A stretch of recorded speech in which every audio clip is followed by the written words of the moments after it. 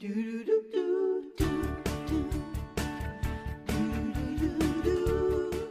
back, everybody. Here to show us how to take ordinary yarn and turn it into trendy wall art for our home is the lovely Maria Provenzano. This is some beautiful stuff. Well, thank you. Doesn't it remind you of macrame? It does. And macrame, actually, it was funny. When I was doing this project, I was sending my mom all of these pictures and using the macrame rings. She goes, I actually used to make macrame owls. If you can believe it. It's a very, intricate type of thing. You know what it reminds me of? Is me. Because this is me. No, I did this like when I was a kid. That's your artwork. Wait a minute. This was the second one I made that. Did you say who? Yeah, me. Oh, you. Yeah. Okay.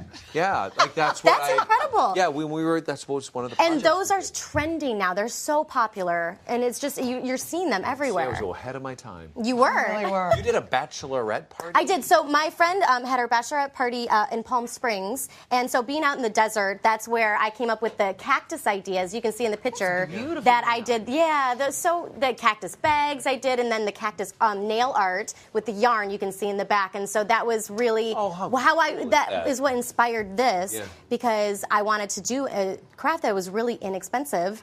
And the yarn is so cheap. You can get it for like a couple dollars. But truthfully, you said that inexpensive. I mean, these things can be really expensive. I've seen them at Urban Outfitters and at Anthropologie, and I saw one for $1,500. Exactly. So big. Yeah, they usually start about $40, and so this you can get done for about anywhere from $5 to $15, depending on how much yarn you get or whatever wood you want to put it on, but about $5 to $15. So what are you going to do to get started here? Okay, so let's do the nail art first. Okay. That's what I started earlier today. So if you guys can take a look, it's actually very simple. These are the supplies that you need. And I got the board at Michael's. And so then I free-handed the cactus on the board. You can actually print out a picture and trace it if that's easier.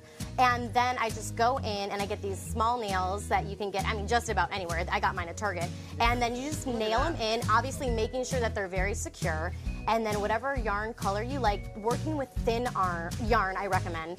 And then you just twist it around the yarn as you go. And there's a lot of different ways you can go about doing this, but once you start and you fill the outline, you can really fill the inside of it however you like, and the more you do, obviously the more full it's going to be. So I just went back and forth, wrapping it around the nails, and as you can see, I kind of really like that crisscross pattern, and I just went all the way up, and then I went all the way down.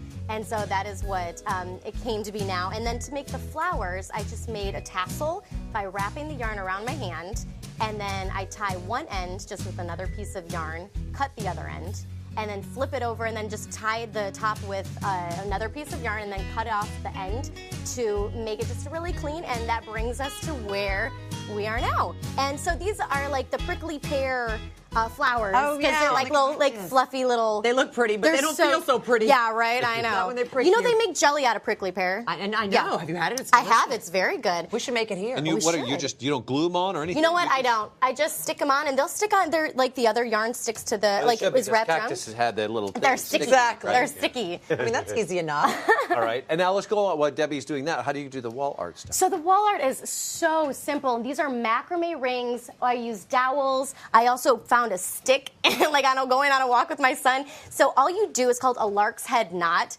and so it sounds fancy, and it's really not. So you can see this is a stick that I found, and I just did lots of. This was my coat of many colors and taking us back to Dollywood. So all I did was I take the yarn, it's folded in half, and as you can see, make a U.